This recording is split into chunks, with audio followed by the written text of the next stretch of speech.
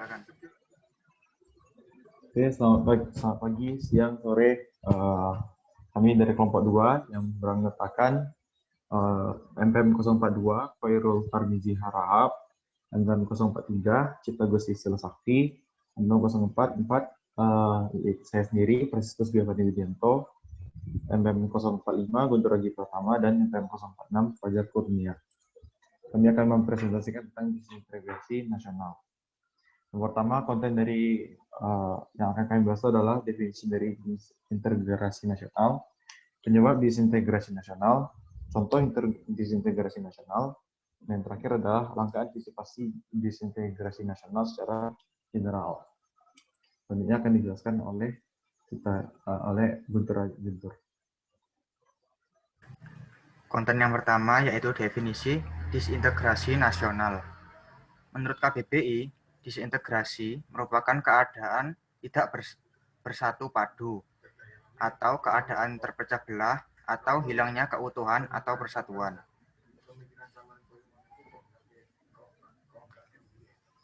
Jika integrasi menimbulkan dampak berupa konsensus atau persetujuan, maka disintegrasi dapat menimbulkan konflik atau perseteruan dan pertentangan. Disintegrasi bangsa adalah memudarnya kesatu paduan antar golongan dan kelompok yang ada dalam suatu bangsa yang bersangkutan. Gejala disintegrasi ini merupakan sesuatu hal yang dapat terjadi di masyarakat.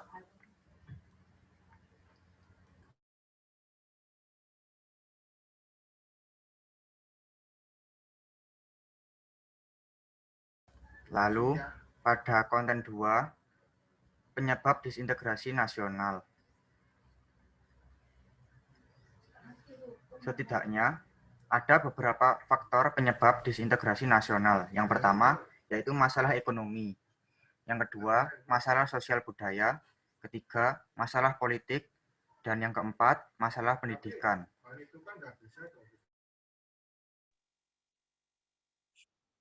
Yang pertama, faktor penyebab disintegrasi nasional dalam bidang ekonomi. Ada beberapa, yaitu ada ketidakmerataan pendapatan, yaitu tidak meratanya pendapatan yang diterima oleh penduduk di suatu negara. Jadi daerah-daerah lain bisa jadi memiliki pendapatan yang berbeda-beda. Kemudian ada globalisasi perekonomian, yaitu kegiatan ekonomi dan perdagangan di mana negara-negara di seluruh dunia menjadi satu kekuatan pasar yang semakin terintegrasi tanpa rintangan batas teritorial negara. Jadi bakal ada banyak produk-produk dari luar negeri yang bisa masuk ke Indonesia dengan cepat. Kemudian selanjutnya ada gagalnya pemerataan pembangunan, yaitu ketidakmerataan pembangunan daerah satu dengan daerah lainnya. Fokus pembangunan dari pemerintah kurang merata. Kemudian ada terjadinya inflasi, yaitu proses meningkatnya harga-harga secara umum dan terus-menerus. Kenaikan harga dari satu atau dua barang saja tidak dapat disebut inflasi, kecuali bila kenaikan itu meluas pada barang lainnya. Kemudian selanjutnya ada faktor penyebab disintegrasi nasional dalam bidang sosial budaya. Yang pertama ada keberagaman. Indonesia memiliki keberagaman suku, agama, ras, adat, istiadat, yang apabila tidak saling memahami dapat terjadi disintegrasi. Toleransi merupakan kunci dari keberagaman. Kita perlu membuka pandangan kita terhadap perbedaan dan menghargai perbedaan tersebut. Kemudian yang kedua ada sebab struktural, yaitu adanya struktur kekuasaan yang memberikan ruang atau peluang bagi lahirnya disintegrasi. Orang-orang yang memiliki kekuasaan apabila tidak memahami batasannya, maka dapat terjadi disintegrasi. Kemudian yang ketiga ada sebab kultural, menyangkut pandangan, nilai, dan sikap mental, serta perilaku masyarakat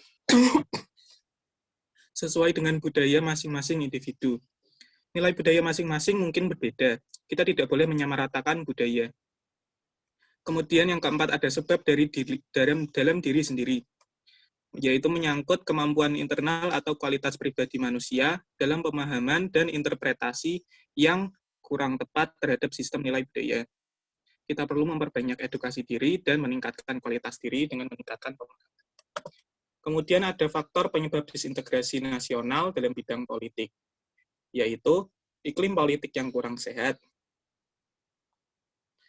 pada saat kita menemui berita yang kurang mengenakan dari dunia perpolitikan di Indonesia, hal ini dapat mengakibatkan rakyat menjadi antipati terhadap politik dan pemerintahan. Kemudian yang kedua ada pertempuran politik. Pertempuran politik yang bersifat saling menyerang antar kubu tentu dapat menyebabkan terjadinya disintegrasi nasional.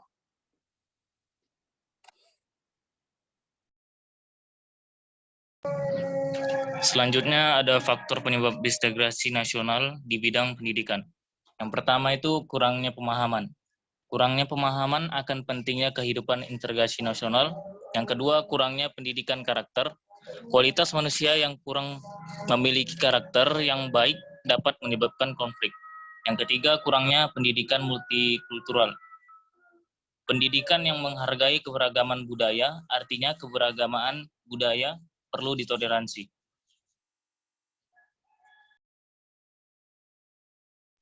Yang ketiga, contoh disintegrasi nasional.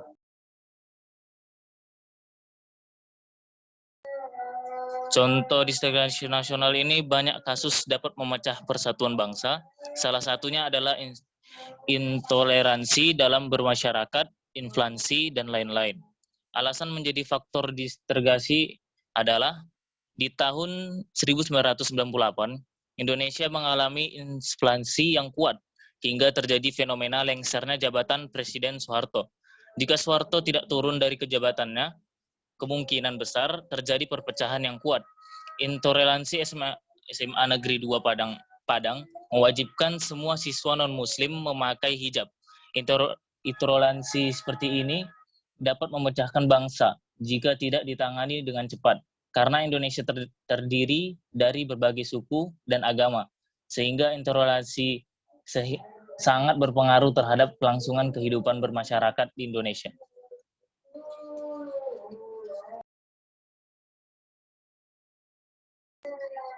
Selanjutnya, cara mengatasi fenomena intoleransi. Yang pertama, menjunjung tinggi rasa saling menghormati. Menyertakan tiap ras, suku, dan agama agar tidak ada superioritas terhadap sara lainnya. Yang kedua, menghargai perbedaan. Menghargai dan mencintai perbedaan dapat membuat kita hidup dengan damai, apalagi jumlah perbedaan di Indonesia ada banyak. Yang ketiga, meningkatkan kesadaran pribadi. Kesadaran pribadi harus ditingkatkan agar dapat mengontrol emosi dan lebih bijak dalam berpendapat. Kita harus sadar bahwa Tuhan menciptakan kita dengan status yang setara. Yang keempat, tidak membudayakan membuli berdasarkan perbedaan ras. Tidak memperbandingkan adanya perbedaan ras, karena Indonesia terdiri dari berbagai jenis ras yang menjunjung tinggi Bhinneka Tunggal Ika. Selanjutnya adalah cara mengatasi fenomena inflasi. Yang pertama itu adalah menggunakan kebijakan moneter. Kebijakan moneter ini keputusannya itu ditetapkan oleh pemerintah di bidang keuangannya. Ada 3 jenis kebijakan moneter itu. Yang pertama adalah penetapan persediaan kas, yaitu di mana penyetoran tiap bank akan dinaikkan nilai minimum yang harus disetor dari setiap bank ke dalam Bank Indonesia. Nah, yang kedua itu adalah diskonto atau peningkatan suku bunga. Peningkatan suku bunga ini dilakukan agar banyak orang menyimpan uangnya ke dalam bank supaya tidak ada pengeluaran terjadi dari negara. Yang terakhir adalah operasi pasar terbuka. Operasi pasar terbuka ini simpelnya negara menjual surat utang negara yang nanti akan menjadi sebuah investasi dari orang yang membelinya. Nah, kemudian yang kemudian itu adalah menggunakan kebijakan fiskal. Kebijakan fiskal ini menghemat rencana pengeluaran negara saat pengeluaran ditekan. Maka jika pengeluaran ditekan, maka jumlah permintaan barang juga jasa pun ikut ditekan turun. Hasilnya harga jadi turun dan inflasi bisa diatasi. Atau cara keduanya itu penerapan kebijakan fiskal itu dengan menaikkan tarif pajak. Jadi ketika tarif pajak naik, maka aktivitas konsumsi dari publik pun akan berkurang kan. Jadinya uang tidak akan keluar dengan cepat. Dan yang terakhir itu adalah menggunakan kebijakan lain. Kebijakan lain ini ya alternatifnya dari kebijakan moneter dan fiskal. Jadi kita ketahui banyak permintaan barang, banyak orang mempunyai permintaan barang, tetapi barang itu sedikit. Jadi pemerintah itu meningkatkan jumlah produksi barang itu supaya orang dapat membeli barang-barang yang dijual itu. Jadi sirkulasi keuangan itu berjalan dengan lancar. Dan yang satunya lagi itu adalah menetapkan harga maksimum. Menetapkan harga maksimum ini maksudnya jadi harga suatu barang itu akan ditetapkan harga maksimumnya agar yang membeli itu tidak agar sirkulasi keuangan tidak terlalu lebar gitu harganya.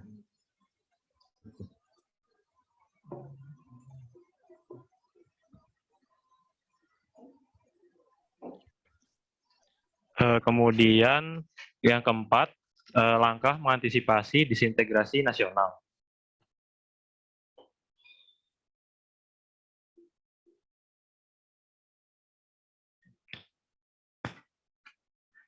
Langkah-langkah mengantisipasi disintegrasi nasional yaitu di antara lain yang pertama, menghilangkan primordialisme. Primordialisme merupakan sebuah pandangan atau sikap yang memegang kuat mengenai hal-hal yang sudah dibawa sejak kecil. Hal-hal tersebut bisa berhubungan dengan tradisi, kepercayaan, adat istiadat, dan lain sebagainya. Semua orang harus mulai meninggalkan primordialisme sempit yang bisa mempengaruhi stabilitas berbangsa dan bernegara. Yang kedua, bersikap selektif. Masyarakat diminta harus lebih cerdas dan selektif di dalam membaca dan memilih berita yang muncul atau sedang viral. Tidak semua berita yang viral tersebut terbukti benar alias fakta. Yang ketiga, menanamkan patriotisme. Masyarakat harus memiliki jiwa patriotisme atau cinta tanah air. Masyarakat harus mulai berpikir bahwa kepentingan negara jauh lebih berfaedah dan lebih penting dibandingkan dengan kepentingan pribadi maupun juga kelompok. Yang keempat, melawan gerakan separatis. Tidak mendukung gerakan separatis manapun yang dapat menyebabkan terjadinya perpecahan bangsa. Yang kelima, meningkatkan toleransi. Meningkatkan toleransi antar sesama bangsa karena kita memang tidak dilahirkan sama, namun kita memiliki tujuan yang sama, yaitu menyatukan Indonesia agar terciptanya kehidupan yang layak.